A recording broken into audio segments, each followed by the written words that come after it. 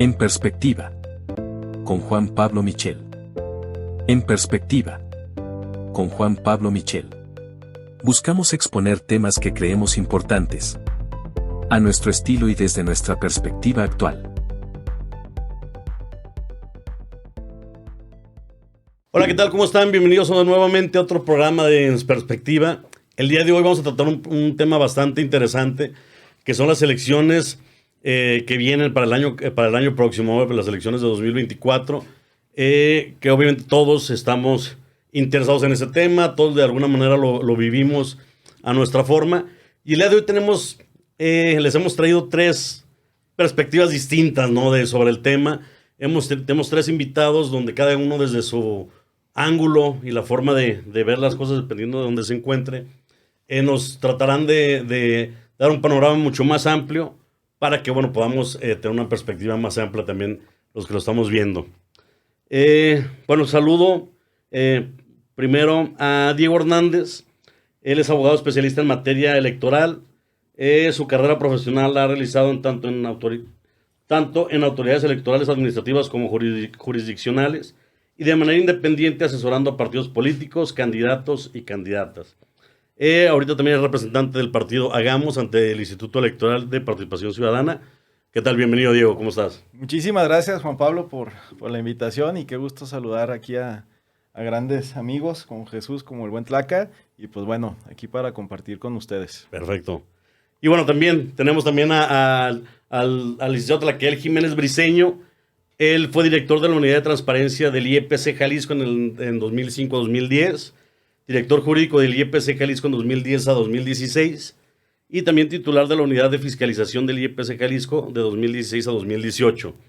Actualmente se encuentra cursando un curso de litigio estratégico en materia electoral impartido por la Escuela Judicial del Tribunal Electoral del Poder Judicial Federal en coordinación con ANADE Nacional. Y también docente de la Universidad de Guadalajara. ¿Qué tal, Tracal? ¿Cómo estás? Así es, amigo, muchas gracias y un placer estar aquí con ustedes y como dijo Diego, con grandes amigos de muchos años. Gracias. Y como es habitual, el doctor Jesús López Peñuelas, director de sectores públicos de MZ Consultores, docente de la Universidad de Guadalajara, miembro de la Asociación de Asesores Parlamentarios y N cantidad de cosas que ya hemos estado diciendo durante los demás programas que nos ha acompañado. Bienvenido, Chuy. ¿Qué tal, Juan Pablo? Con el gusto de saludarte y saludar también, como lo decimos, a grandes amigos. Diego, Tlaca, un gusto tenerlos aquí en esta mesa de análisis al respecto del proceso electoral que está a punto de iniciar de manera formal. Y por supuesto también en la vida nos ha tocado estar en la arena política y en la arena electoral y estamos aquí para compartir con la audiencia estos temas, Juan Pablo. Muchas gracias. Gracias. Los ven jóvenes, pero son viejos lobos de mar los tres, entonces, veremos cómo nos va, ¿no? De entrada, ¿cuándo inicia el proceso electoral de manera formal para este 2024, Tlaca? El 1 de noviembre, amigo. Formalmente o legalmente inicia el 1 de noviembre, así lo dice el calendario aprobado por el Consejo General del Instituto Electoral del Estado de Jalisco. Lógicamente, en espejo de lo que ya había aprobado en su momento, unos días antes, el Instituto Nacional Electoral. Pero realmente, pues aquí sabemos que el proceso electoral realmente empezó hace un año, ¿no? Con los actos preparatorios del proceso, o sea, el backstage de lo que es las autoridades electorales, pues empieza hace un año, ¿no? Con buscando las fincas, dónde va a ser las elecciones, todo el tema de la papelería, de todo. O sea, realmente oficial el 1 de noviembre, pero ya tiene un año. Ok, sí, ya tiene como mejor los preparativos, todo el previo que viene con toda esta fiesta electoral que se le pudiera considerar. Pero también yo cuando se empezó hace un año, yo decía de los actos que hemos estado viendo de algunos otros partidos donde, si bien es cierto, no están escogiendo candidatos, están escogiendo como representantes, defensores, etc. No sé, Diego, ¿eso lo podríamos considerar como un acto anticipado de campaña, no? ¿O por qué al final las autoridades electorales pues lo están permitiendo y no hay algún tema por ahí? A ver, si nos vamos al acto formal, pues no se consideran actos de pre-campaña porque no se están eligiendo candidaturas, ¿no? Aunque materialmente, pues sí nos damos cuenta de que pues se están posicionando. Y el hecho de posicionar ciertas personas, ciertos personajes, pues sí puede llegar a considerarse un acto de pre-campaña.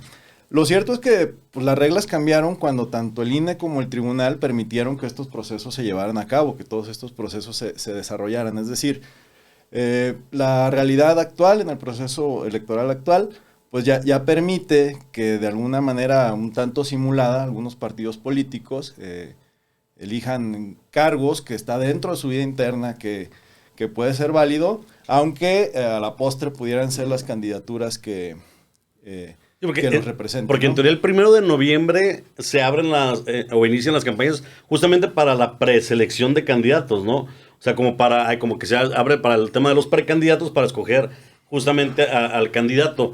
Pero pareciera que eso ya pasó, ¿no, Chuy? De hecho, el inicio de las precampañas es hasta el 5.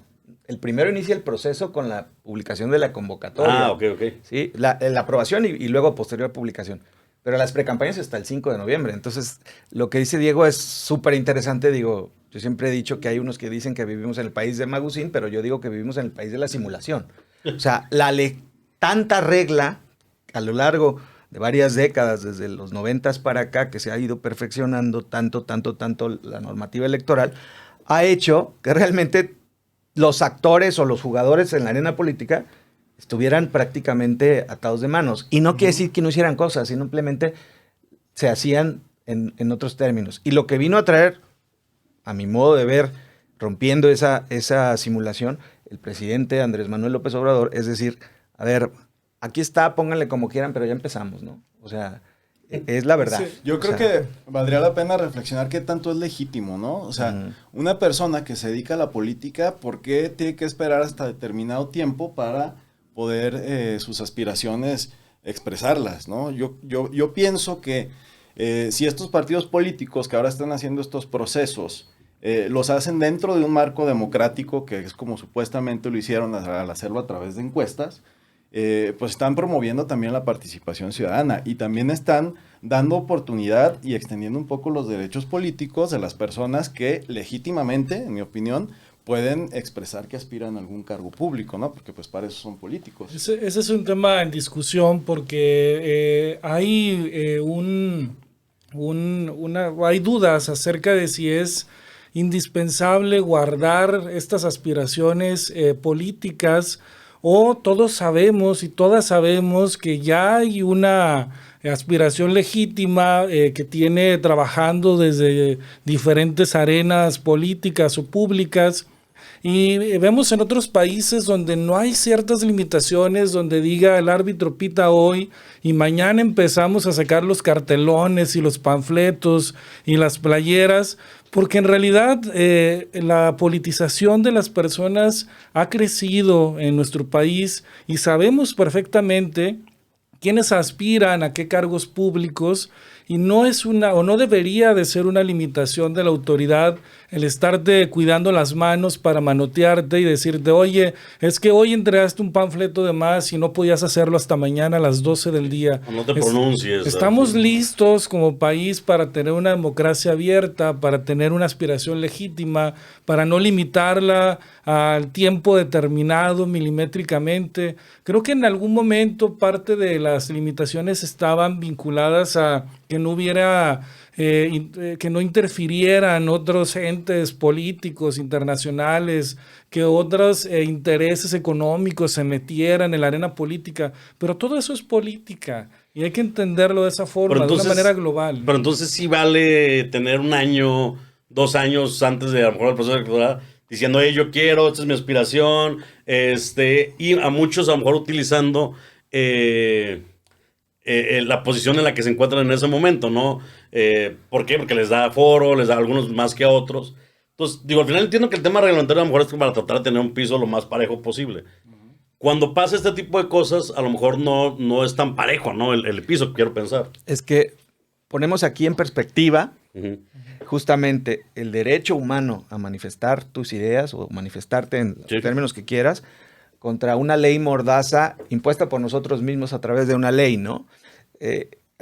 Diego y yo hemos vivido mucho tiempo el tema desde la autoridad electoral y siempre el discurso era el mismo, ¿no? A ver, el árbitro es como un partido de fútbol, ¿no? Pero los que juegan son los jugadores.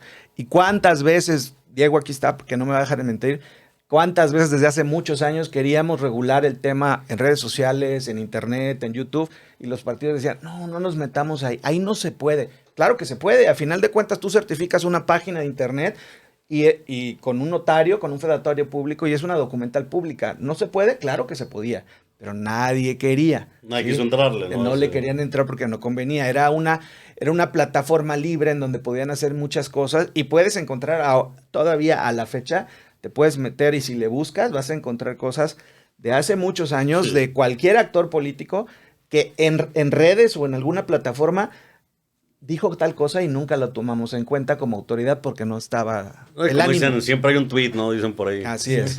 Siempre hay un tuit y además ahí te acuerdas, Tlaca, pues el Tribunal Electoral ya emitió criterios que hablaba de un elemento volitivo, ¿no? Que es la voluntad que tiene la persona de entrar a la red social de la otra persona que se está promoviendo y por eso no lo consideraba como un acto de promoción, porque si bien yo estoy expresando con la libertad que tengo, que aspiro a esta candidatura. Sí, los que me siguen es de manera voluntaria. Los que me siguen es de manera voluntaria, son los que decidieron entrar a revisar mi Como perfil. el chiste de hace un momento, si ya me conocen, ¿para qué me invitan?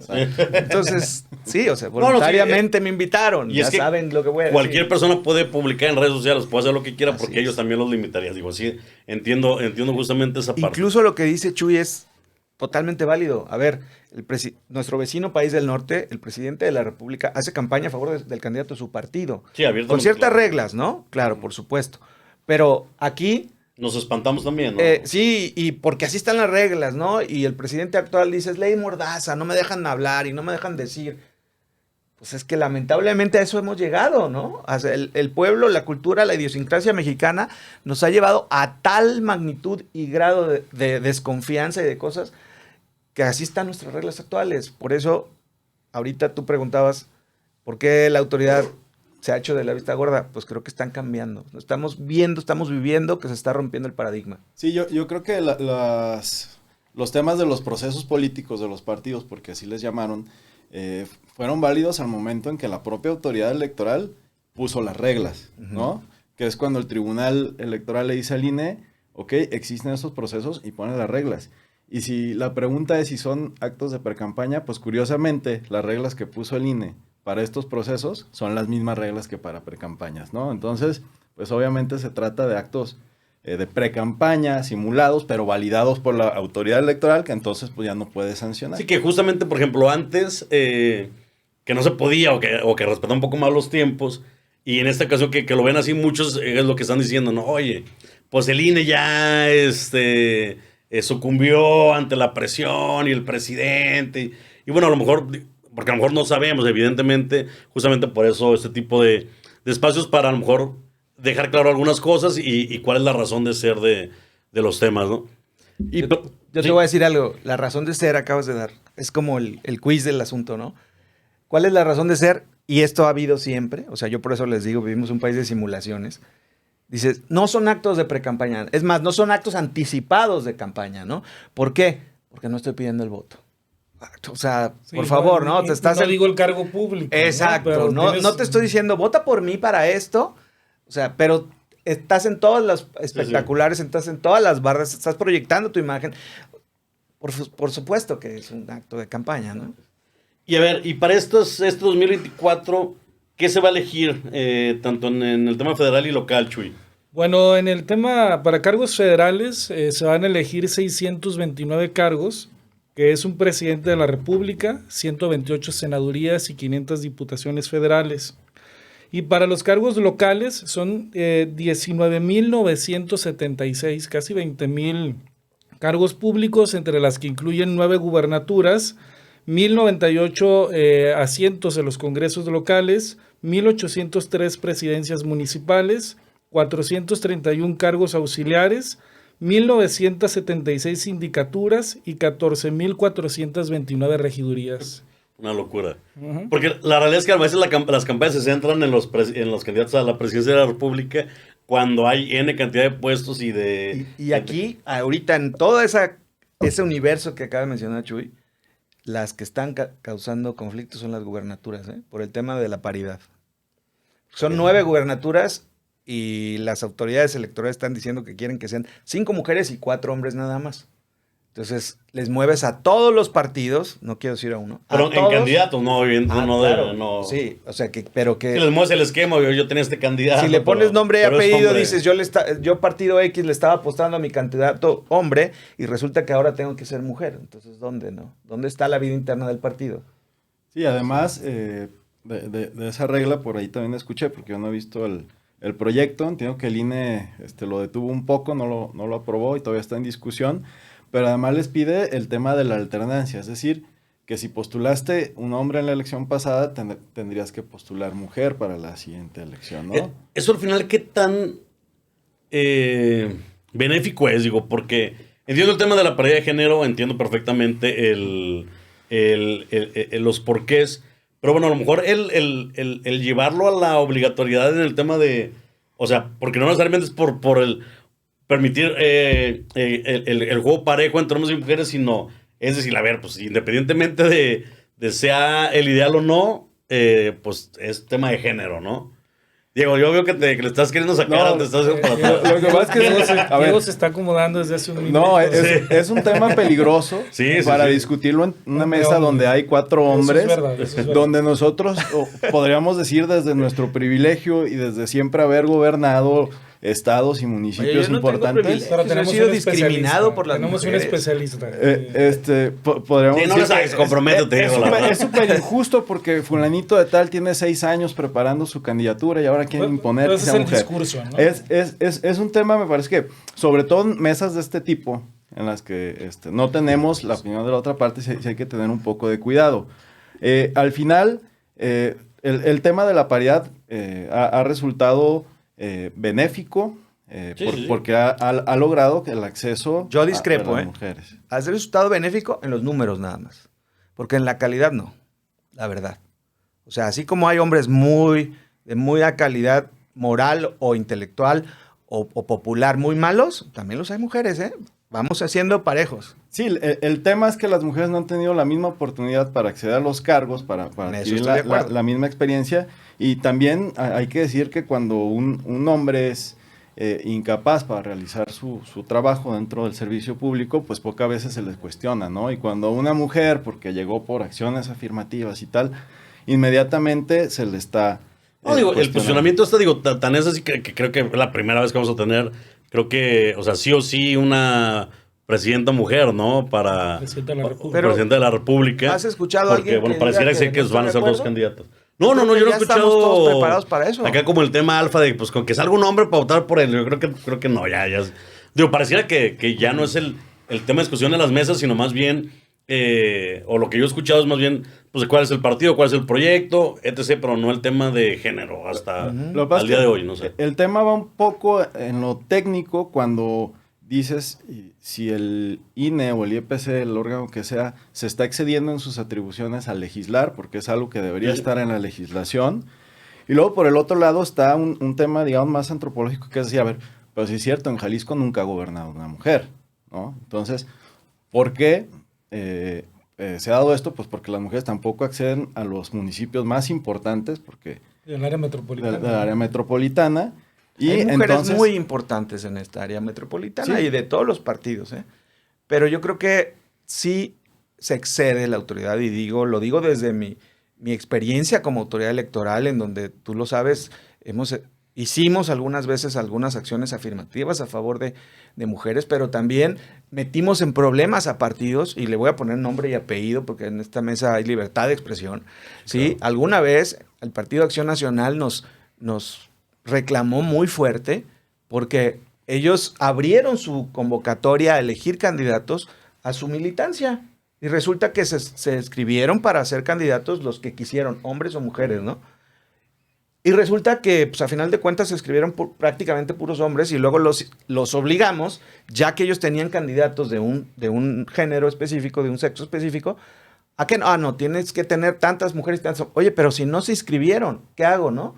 Pues cámbiale. Si no quisieron participar. Exacto, cámbiale. pero al mismo tiempo, Tlaca, eso ha generado que los propios partidos políticos desarrollen cuadros políticos de mujeres. O Sí, sea, es que también. cuadros siempre ha habido, Diego. ah, Incluso el del presupuesto se impacta, ¿no? El presupuesto hay un porcentaje que tienes que destinar para el desarrollo político de la El mujer. presupuesto de los partidos. El presupuesto de los partidos políticos, ¿no? Y esto que hace te va a generar más candidaturas y en estas convocatorias seguramente ya hay más mujeres que se postulan. Incluso Acción Nacional hoy en día lo preside, bueno, en Jalisco lo preside una mujer, lo mismo que el PRI, lo mismo que el PRD. Diana, en Hagamos, nuestra La vicepresidenta. coordinadora parlamentaria. Movimiento Ciudadano también Sí. tiene las suyas, o sea, y bastante Pero valiosas. entonces, me parece que el tema de la paridad sí ha ido avanzando y sí ha ido de alguna manera mejorando. Pero yo te voy a decir una Sí, cosa. bueno, a lo mejor- Esas mujeres que acabas de mencionar de diferentes partidos no están ahí por la paridad, ¿eh? No, claro. Están ahí porque son lideresas y porque toda la vida tuvieron esa hambre de participar. La verdad. ¿Sí? O sea, no porque... Que al final le- es injusto decir que la posición que tienen es gracias a la paridad y no a su talento y a su... Tú Sí, pregúntale a pero Miriam bueno, Montes a ver entendemos si, que- a que ver se si tuvo fue que por la hacer paridad, así. no. O a Mirzar Flores, no es por la paridad, es porque ellas toda la vida han sido así. Pero tenemos que se tuvo que hacer así, digo, de alguna manera. Se tuvo que obligar de alguna manera a lo mejor para justamente apertura, porque era una realidad también, ¿no? Antes de todo este tema de la paridad, pues el 80%, 90%, no sé, de los puestos eran ocupados por hombres y bueno, a partir de eso ya las mujeres están recuperando terreno. Entonces, bueno, tiene sus pros y sus contras, es un tema bastante debatible, pero bueno, vamos continuando porque al final el tema electoral es bastante amplio, ¿no? ¿Son las mismas reglas del juego para las elecciones federales que las estatales, Tlaca? En teoría, sí, porque desde hace varios años, acuérdate que con el presidente Peña Nieto, la intención era desaparecer los órganos locales. Hubo tanta resistencia que no se desaparecieron, pero a final de cuentas nos quitaron a los estados, a las entidades federativas, muchísimas facultades y nos hicieron que nos homologáramos a lo que dijera el INE. Entonces, en teoría, sí es las mismas reglas, pero en la práctica yo quiero ver a funcionarios del INE que vienen de otro estado, entenderle a la geopolítica local de cualquier entidad federativa, entonces no es lo mismo, ¿no? Pero eso es en la práctica, en la teoría, en la ley sí deben ser las mismas. Ok, bueno. Es un tema, perdón, Sí. el tema de la centralización de la autoridad electoral fue una discusión profunda, ¿no? Hace rato no lo tocamos, pero cuando preguntabas, Juan Pablo, que cuando empezaba el proceso y dimos el precedente de estos actos políticos que están sucediendo, tampoco hay que olvidar que hubo intentos de reformas electorales para poder disminuir algunas competencias del propio Instituto Electoral, Nacional Electoral. Y esto son diferentes tendencias de gobierno. Los gobiernos que intentaron centralizar, disminuyendo competencias de los estados y hoy en día, pues incluso afectando presupuestalmente a la autoridad. Es decir, el tema de las entidades federativas con los estados siempre va a tener sus que veres, pero hoy en día las reglas tienen un lineamiento nacional y la operatividad pues ya es apoyada por las propias entidades federativas, ¿no, Diego? Sí, ahorita lo que señalaba Tlaca, que pasó cuando estaba, o esta gran discusión que también señala Jesús cuando estaba Enrique Peña Nieto, pues recordemos que en 2014, que fue cuando surgió todo este tema, desaparecieron las leyes federales y el marco normativo se construyó a través de leyes generales, es decir, ya no teníamos un marco normativo solo para elecciones federales y un marco normativo solo para elecciones estatales, ¿no? Sino que se transformó, se nacionalizó y surgen leyes generales que aplican a todas las elecciones en el país. Entonces, en términos generales, valga la redundancia, pues sí, existen las mismas reglas, pero ¿qué pasó también? Bueno, y lo quiero mencionar, que con esta nacionalización, la transformación del IFE al INE, se sobrereguló el tema, sobre todo de la operación de los procesos electorales, porque el INE se profesionalizó más, lo cual está muy bien, pero de repente ya todo funciona en la organización de los procesos electorales a través de lineamientos, manuales, formatos, bla, bla. No sé si te acuerdas, Tlaca, cuando antes de 2014 y nos surgía un problema, algo que no estaba previsto, pues lo resolvíamos de forma inmediata, efectiva y con creatividad, ¿no? Y ahora, pues tienes que, para resolver un problema, ir a buscar en el catálogo el formato AB43. El formato AB43 del INE para llenarlo, para poder resolver Deja un tú de ir a problema. buscarlo. Léete el manual de fiscalización, es un matostreto de este El tamaño. manual de fiscalización, O sea, el reglamento de elecciones. Entonces, o sea, se transformó completamente en cuanto a normas en la materia electoral en nuestro país, pero también el Instituto Nacional Electoral se sobrereguló. Él mismo se impuso un montón de condiciones para poder funcionar. Pero bueno, se abre un área de oportunidad para los que se profesionalizaron en esas áreas, ¿no?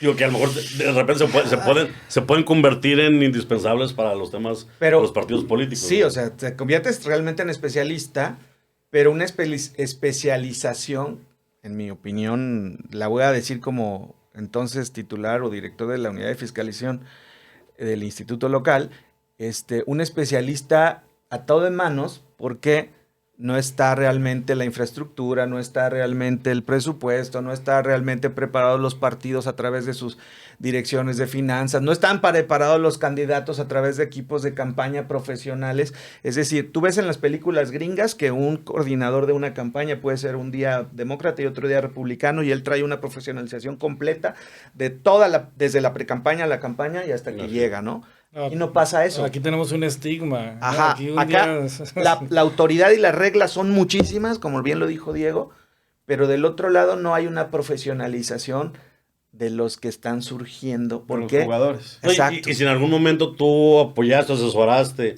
a algún partido político, algún candidato en particular, pero justamente por tu formación, ya después ya te etiquetan, él es de tal partido, ¿no? O sea, ya claro, no te ven como especialista. Y eso hasta en el tema legislativo, ¿no? Eso No sucede todo, sí, claro. Tú lo sufres muy a menudo. Yo sufro eso. Sí, claro, porque algún día trabajas con alguna perspectiva política, algún color, algún partido, y más allá de tu profesionalización, de tu parte técnica, de tu experiencia o de tus resultados, al final de cuentas, eso nos hace parecer, y lo decía una diputada hace poco, nos hace parecer con un criterio muy provinciano, ¿no? No, es que tú te sabes de los secretos del PRI y ya, no puedes trabajar. ¿Cuáles secretos, no? O sea, todos son partidos y todos... No, yo no entraba a esas mesas.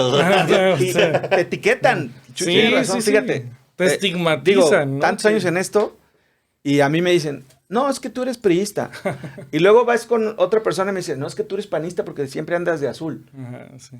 Y luego oyen mi mis señora de opiniones y me imagen me dicen, dijo que el azul es el que pareces me del queda. PRD, ¿no? O sea, dices, pues, ¿cómo? No, a ver, señores, yo soy abogado, punto. Y soy su amigo. Pero es un criterio provinciano. O sea, Claro. sí, Pero se abre un área de oportunidad, creo yo, ahí, ¿no? Digo, pudiera ser hasta como un tema, bueno, interesante, ¿no? De buscar es justamente, no sé qué se tendría que hacer, pero tratar de buscar justamente la profesionalización de esos sectores y eso, porque al final todos los partidos lo requieren, todos los candidatos lo necesitan, y más con todo este grueso normativo que dices, bueno, pues evidentemente, oye, si tú eres tu candidato y tú traes tu equipo de trabajo, que no todos son especialistas en esta materia, a lo mejor se dedican a otra cosa, o son especialistas en otro tema.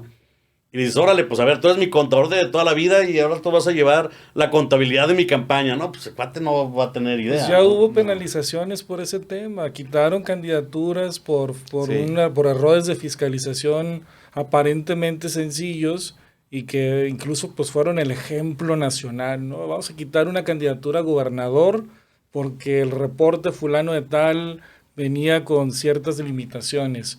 Entonces, Ya siendo el compadre de... ¿no? en el afán, Y es que- en el afán de demostrar a la autoridad que la norma es punitiva, Y que esa autoridad... sí, que es punitivo, ¿no? Entonces ejerce esta norma de tal forma que no hay posibilidad de que demuestres una equivocación, un error humano, lo que sea que fuere, ¿no?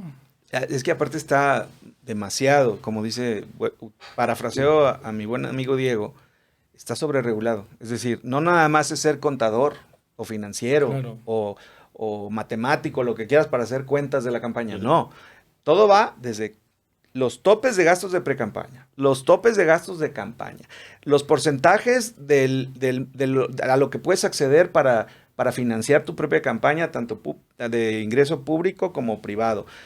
Luego, aparte, la fiscalización es en tiempo real, en línea, y a veces vuelvo a lo mismo, los equipos de los propios partidos que coordinan a sus propios candidatos y a sus enlaces o vínculos de fiscalización no están tan capacitados como quisiéramos, ¿no? Entonces, es una maraña y una estructura bastante grande. Luego, por ejemplo, todo suma, ¿no? Si tú utilizas una canción X, y no pagaste los derechos de autor y no tienes la licencia correspondiente, pues te puede salir el chirrión por el palito, ¿sí? O sacaste una foto donde salió un niño que era tu sobrino, tu hijo, lo que sea, y no le cubriste la cara o no tienes la autorización por escrito de los tutores que permiten el uso de la imagen de ese niño o de ese menor. No, es una cosa de verdad. Digo, yo que me dedico al derecho corporativo, el derecho electoral es igual o más complicado que manejar una empresa, ¿eh? Aunque también en el tema de fiscalización hay mucho mago, ¿no? Ah, sí, claro. Bueno, o sea, ahorita estamos hablando así Eso porque, iba a preguntar. o sea, el INE tiene una unidad técnica de fiscalización que sí revisa con lupa el gasto de los partidos políticos y de las candidaturas. Pero curiosamente, estas personas también tienen unos contadores que hacen magia, ¿no? Porque en el cierre de campaña va, no sé, Peso Pluma al cierre de campaña y la que reportaste en 2,000 pesos, ¿no? Porque también fulano de tal te donó la renta de las bocinas y otra la iluminación. Entonces tú te das cuenta de que un evento así pues no te puede costar 2,000 pesos, ¿no? Y el INE pues llega y lo revisa y si tengo la factura y tal, bueno, pues... No, pero al final, o sea, a lo mejor si tengo el escrito donde hace el donativo de la estructura... Y a lo mejor donde Peso Pluma dice, no, pues yo te lo voy a regalar porque... Oye, pero hay aportaciones de personas, pero no todas... Pero al final, ¿qué tan permitido es justamente eso? La realidad, o sea, ¿sí se puede aportar el dinero privado a las campañas? Está topado. Sí, Okay. es un porcentaje. O sea, está topado. Por persona no puedes, no sé, para una campaña de gobernador creo que hasta 200,000 pesos, ¿no? Entonces... Por persona. Ajá. Y por este persona, financiamiento privado nunca puede rebasar el financiamiento público. Vamos a acotar algo que dijiste. Con base en las pasadas, porque en la actual todavía no se aprueba. Sí, todavía no. Sí, todavía no se aprueba, ¿no? Ok. Y justamente íbamos a eso. O sea, ¿cuáles son las mayores restricciones que antes era ordinario ver en las campañas y que ahora ya, con toda esta regulación, ahorita ya no se puede? Yo creo que lo más loable y aplaudible es ya no ver tanto pendón colgado en postes, Bueno, es que infraestructura urbana, tantas contaminación mantas, visual que le llaman. Hasta en Machuelos, yo me acuerdo que hasta en Mochelos pintaban. en las fallas geográficas, ibas en la carretera y veías piedras pintadas de un color de un partido. Eso ya no es posible y eso sí es aplaudible porque es contaminación nosotros, visual, ¿no? podemos verlos en videos históricos, pero a quienes nos tocó estas campañas de pendón sobre pendón sobre pendón sobre pendón en los postes de luz. Nos tocó hasta ponerlos. Bueno, está bien, nos tocó ponerlos porque era legal. Porque era legal, sí se podía. Y evidentemente eso se agradece. El tema de la basura política, no en el sentido de la información que te puede impactar, sino en el sentido también ambiental, en el sentido de la propia la situación visual de una ciudad que entra en conflicto con tanta pendón y basura. Ahora que se puede, a lo mejor espectaculares. Es cultural, fíjate, porque ya estaban esas reglas y una vez un amigo mío, ya estando esas reglas para los partidos políticos y los políticos profesionales, vino de Aguascalientes a Guadalajara y había elecciones de la FEU y aquello era horroroso, ¿no? Entonces ya ahorita ya no lo ves, o sea... Sí, también la FEU también se puso primero la muestra con los partidos políticos y luego se metió a esa cultura a los demás, ¿no? Entonces, porque qué bueno. Sí, generaba mucha basura y contaminación visual y todo, y ahorita lo único que se permite, bueno, están las lonas que tienen que ser de material reciclable, o puedes pintar bardas con autorización del dueño de... O artículos de tela, ¿no? Artículos y de tela. para entregar ya no nos van a dar que el paraguas, Plástico. Ya no nos van a dar cuestiones, o sea, Es que cosas de yo no plástico. sé, yo quiero Ni recordar. las plumas, ni las tazas, No. entonces ahora solamente se permiten elementos textiles. Sí. ¿No? O sea, la playera, la gorra. Uh-huh. Calcas todavía de los carros. Calcas sí todavía. Yo quiero recordar una campaña presidencial donde daban licuadoras, ¿se acuerdan? No, llegaban boletos para despensas, a tu casa. Y un billetito ahí adentro de la despensa. No, pero, o sea, absurdo, pues, ¿no? Yo creo que esas son como las restricciones visibles, pero hay otro tipo de restricciones que también se dan en los actos proselitistas, ¿no? Y una, creo que la más conocida y que, volviendo un poco al tema de la paridad, es el tema de la violencia política en razón de género, ¿no? Porque antes los discursos permitían más, si había una candidata, pues atacarla por ser mujer y decir que cómo nos va a gobernar una mujer, ¿no? Y ahora las restricciones que se han dado a través de criterios de autoridades electorales y después legales, sí también van un poco a que los discursos no sean, y no hablo solamente en temas de paridad o de mujeres, sino que no sean discursos discriminatorios, que no sean discursos que atenten contra los derechos humanos de las personas, como luego sí lo vemos en otros países, que sale, pues no sé, Trump, ¿no? Que abiertamente decía que los migrantes eran violadores, etcétera, etcétera. Entonces, esa parte del discurso político sí está restringida ahora en las campañas políticas en México. Y entiendo, obviamente, la razón de ser, pero que tanto a lo mejor oculta el verdadero sentir del candidato sobre ciertas cuestiones, ¿no? O de la ciudadanía. O de la ciudadanía. O la realidad, ¿no? Porque muchas veces tú tienes enfrente a una mujer o una mujer a un hombre y no estás viendo el género o el sexo, sino que estás viendo un rival político, ¿sí? Entonces, en la efervescencia de campañas y el apasionamiento por algo, pues pueden pasar muchas cosas, ¿no? O sea, y puedes decir muchas cosas por la adrenalina, que realmente no tiene que ver con la condición de la persona, tiene que ver con el calor del momento, ¿no? Pero fueron también utilizados para campañas. Acuérdense la campaña de Vicente Fox, ¿no? Donde decía Chaparro, la vestía, Chachalaca, estoy en tu rancho. Pero es lo que te digo, Enrique Requín Canallín, güey, a lo mejor, si hubiera sido una mujer, pues hubiera sido un tema... O sea, de justamente violencia de género, un tema. Pero, y acá fue súper de risa porque. Pues, es que si lo analizamos. Sí le quedaba, ¿no? Porque le quedaba. Si lo analizamos, estás de alguna manera intentando ofender a un hombre blanco rico en el país, ¿no? Sí. Entonces ahí luego entran con el tema de la discriminación a la inversa, qué sé yo. O sea, creo que ahí no. Pero si hay un candidato promoviendo discursos de odio contra cualquier grupo en situación de vulnerabilidad. Chaparro, moreno, prieto, no hay pedo. O sea, ahí sí se agüita la gente, ¿ok? Pues no. Cierto, como es rico y güero, ya no hay bronca, ¿no? El de moda ahorita, de Ricardo Salinas contra bueno, estoy protegido por ese tema, ¿no?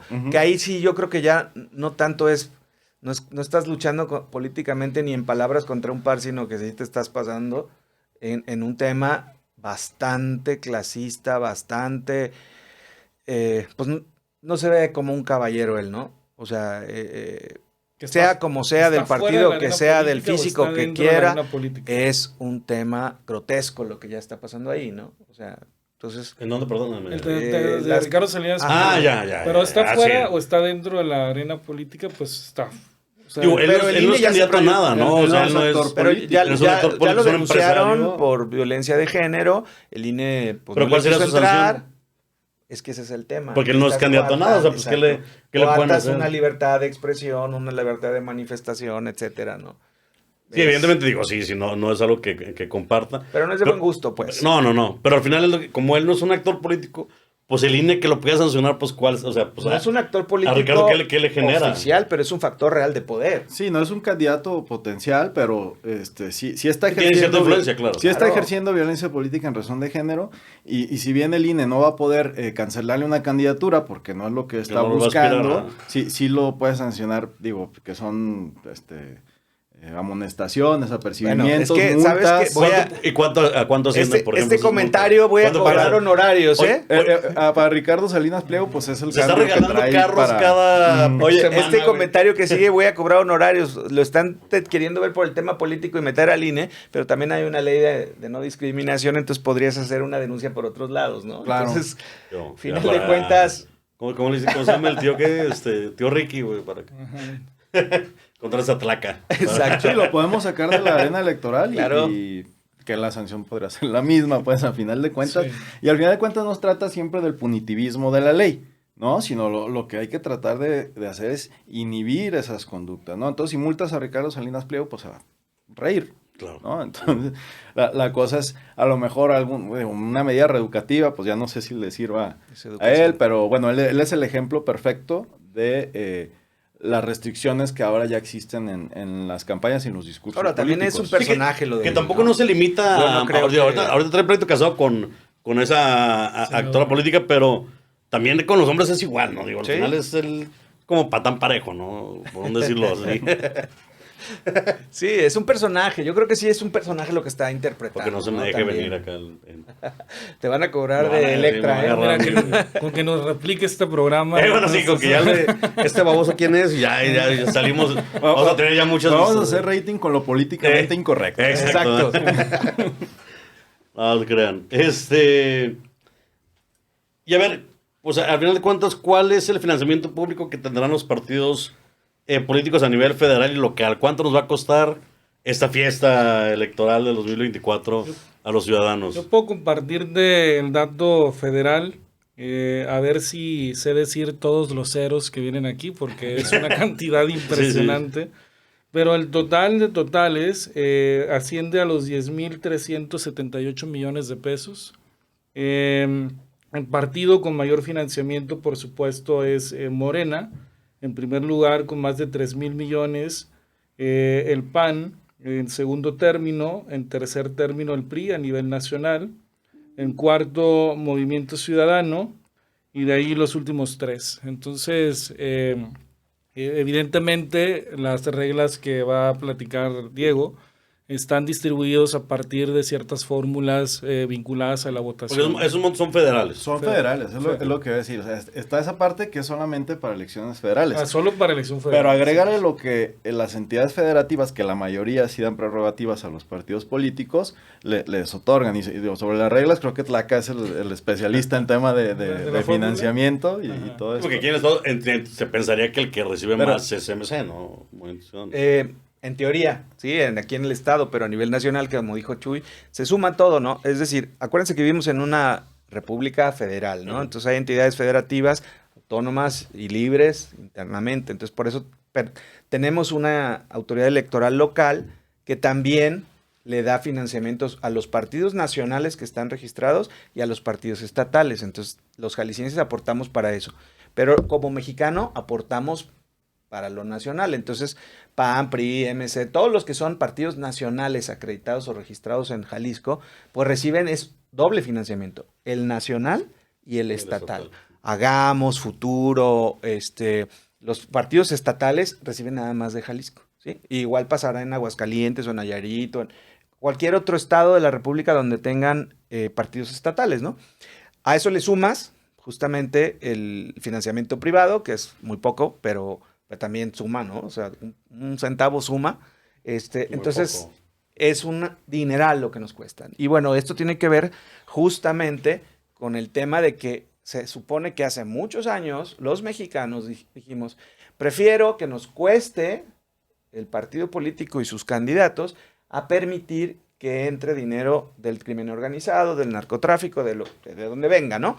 Entonces, creo que a final de cuentas, y volvemos al tema de la simulación, no podemos taparnos los ojos o tapar el sol con un dedo. Ese dinero entra y llega, pero sería mucho peor si no estuvieran las reglas como están, ¿no? Es decir, Estados Unidos, tú pregunta a cualquier amigo o pariente tuyo que vive allá, si medio se interesa por el tema electoral, ¿cuántos candidatos en los partidos gringos aceptan un dinero, un financiamiento público? Casi ninguno.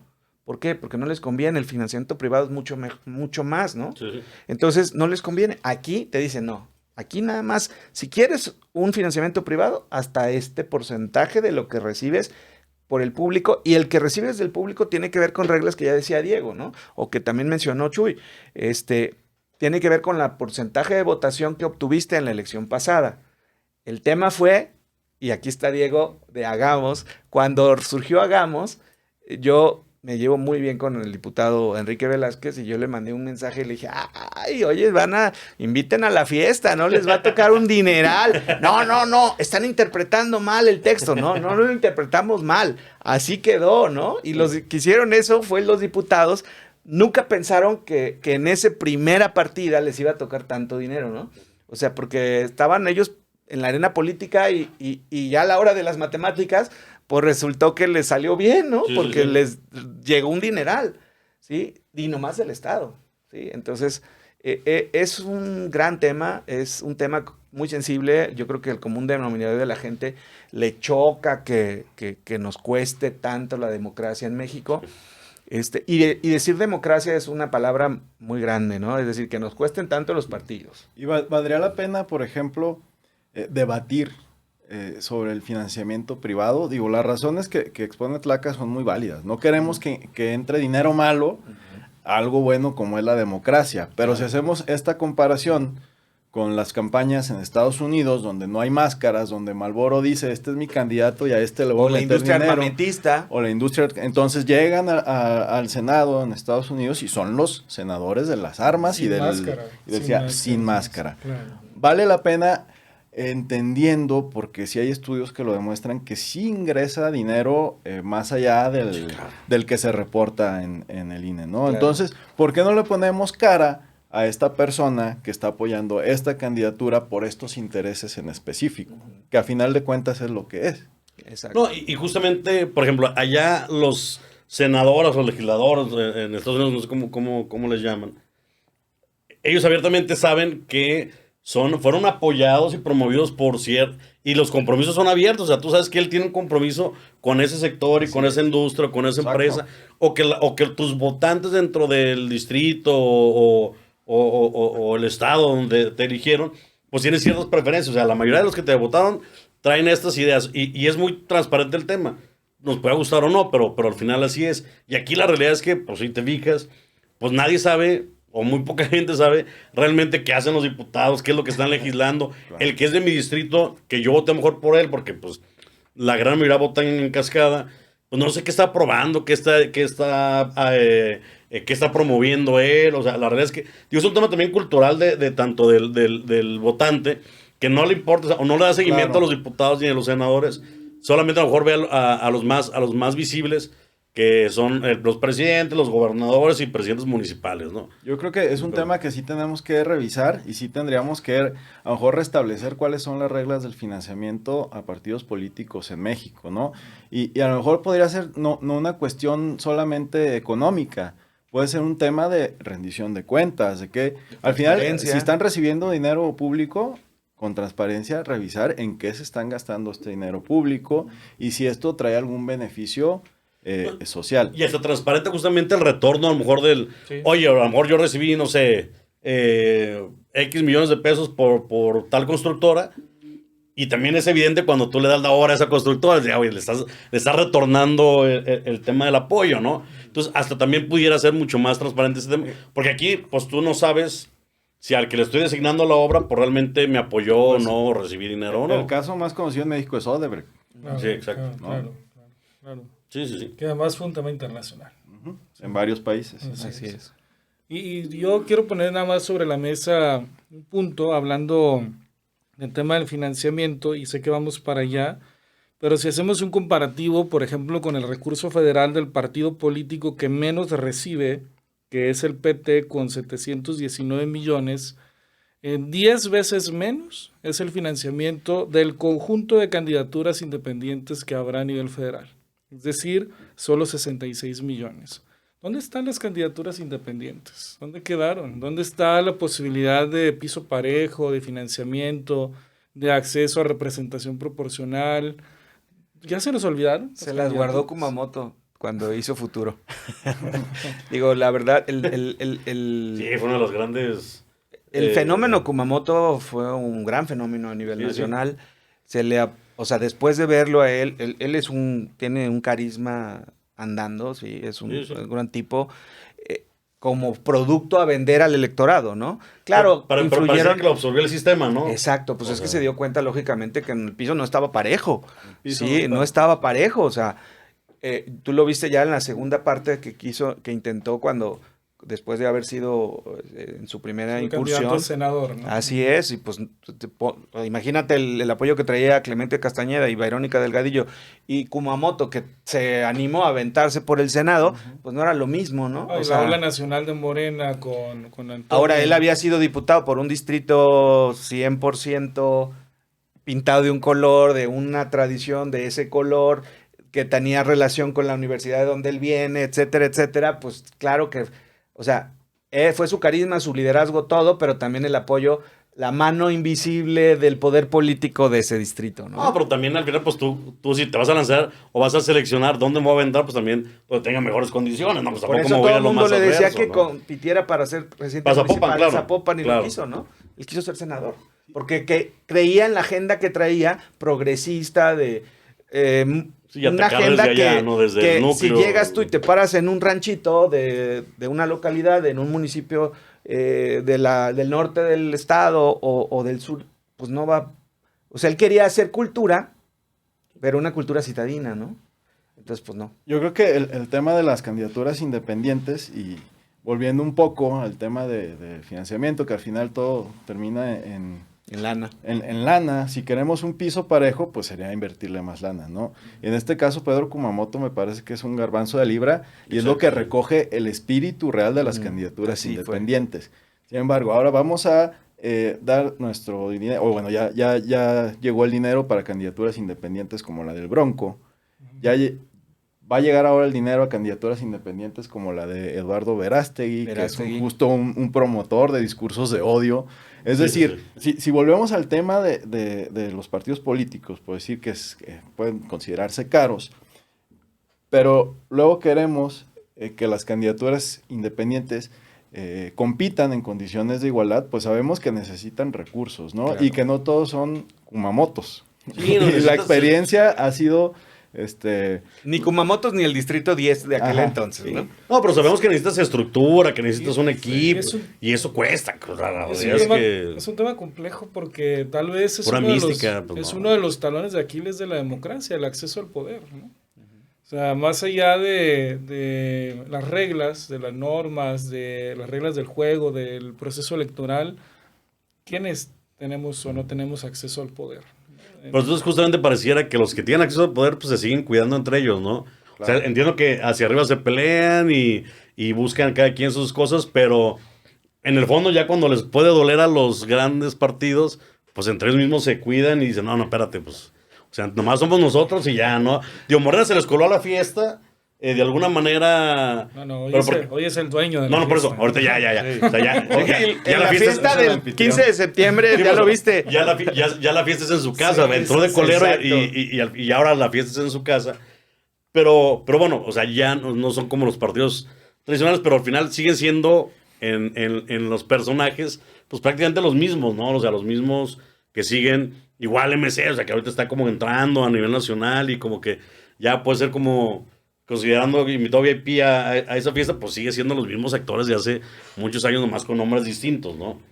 O sea, eso parecía, ¿no? Que al final se siguen cuidando entre ellos, nomás, oye, la marca PRI ya está súper desgastada, pues vámonos llamando ahora de otra manera y vamos mandando todos para allá. Y Yo no recordar sé. que las candidaturas independientes tampoco fue un tema de voluntad de los partidos políticos. Los partidos tenían el monopolio de acceso al poder hasta el 2014 Constitucionalmente. constitucionalmente y fue una sentencia de la Corte Interamericana. Sí, si no el caso Castañeda.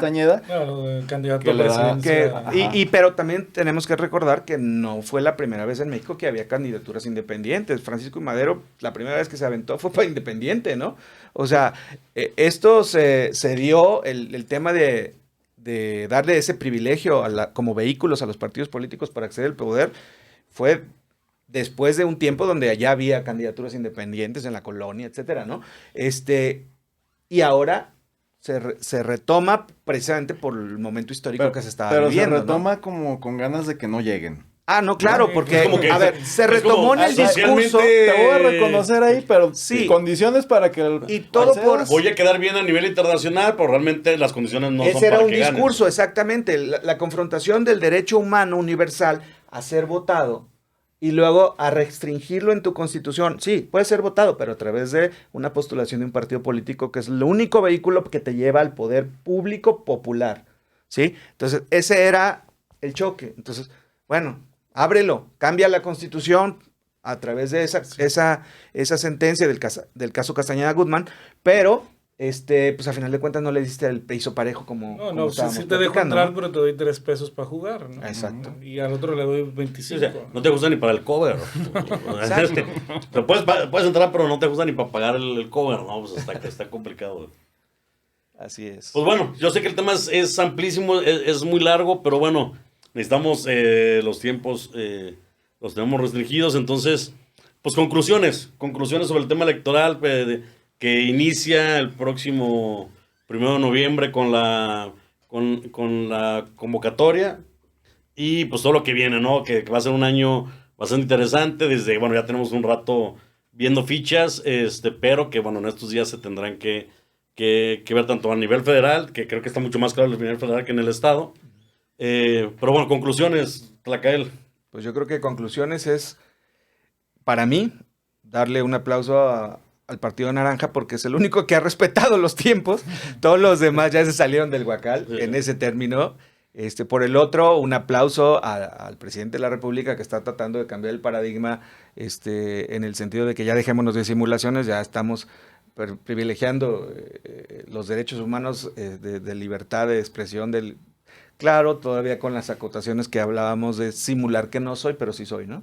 Pero bueno, estamos viendo la historia, estamos viviendo la historia después de los 90s para acá, cómo está cambiando, ¿no? Esa es mi conclusión. Okay. Jesús. Bueno, también lo comparto. Creo que este panorama de una apertura de los procesos electorales, aunque no se llamen procesos electorales, sí nos viene a mostrar que sí podemos, que las aspiraciones legítimas a los cargos públicos no se deben de guardar hasta que el árbitro pite, sino se deben de trabajar y se deben de vincular a la sociedad, que sería lo más legítimo.